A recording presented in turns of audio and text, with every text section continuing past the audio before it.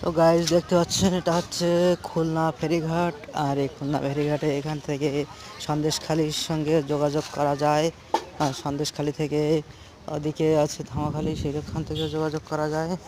তো এই যোগাযোগের মাধ্যমে এই খেয়াঘাটে প্রচুর লোক যাওয়া আসা করে। তো আমি এখানে দাঁড়িয়ে আছি নৌকার অপেক্ষায়। নৌকাটায় তো কোনো লোক আসেনি এই মুহূর্তে।